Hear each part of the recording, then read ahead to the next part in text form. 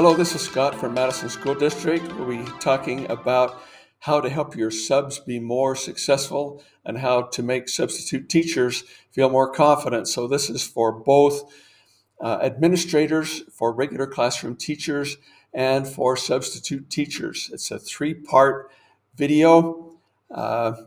This is part one to give you an overview of what we will be looking at in these three parts. In part one, we will be talking about teacher and administration preparation to help them be more successful, then classroom management, and in the third video, feedback to teachers and administrators. So in this part one, teacher and administration preparation. There are so many different protocols and so many different things at each school that we couldn't possibly have a video for each and every school and every situation. But what we can do as administrators and teachers can prepare a substitute folder for each of our substitutes. When they come into the building and they come in on the teacher's desk, they should look for these folders, and they would know that everything that they need to know is in that folder. So what kinds of things would be in that subfolder? Well, let's take a look. First of all, emergency protocol. What happens when there is a lockdown? What happens when there is a shelter in place? What happens when there is an evacuation?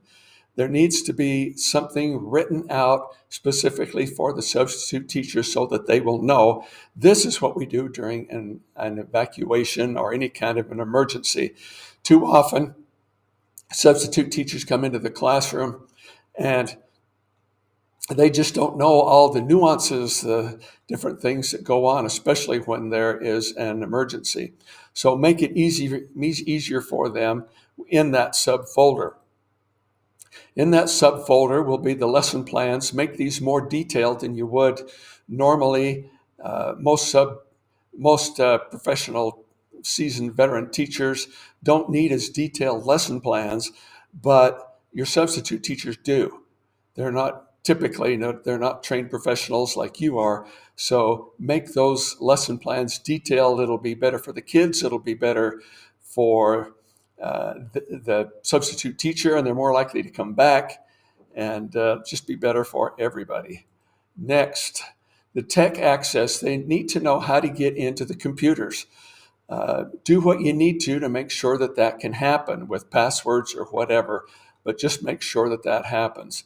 When discipline issues come up, teachers need to know that they've got some support. Is there a fellow teacher nearby? Is somebody kind of assigned to shadow their classroom in case there's some kind of an issue? How do I get a hold of administrators, a secretary, whatever that happens to be? That's the discipline is a very important thing. In relation to the tech issues, they need to know how to take attendance, lunch counts, so that those things happen on time the way that they should.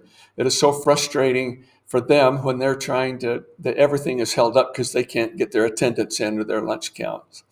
Special needs, they need to know which kids are on IEPs, which kids are on 504s, what are the implications involved there. If there's some kind of consideration there, they need to know about that ahead of time. Also in this folder should be support from other teachers and administrators, like we mentioned earlier in the video. That about does it for the first video. In part two, we will be talking about classroom management.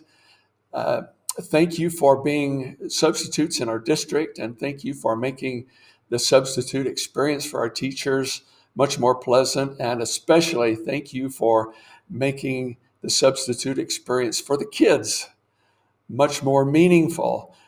Substitutes can't do it as well as you can, but by front loading, by having this folder, you can make it better for them. This is Scott from Madison School District. We will see you in part two, classroom management. Bye now.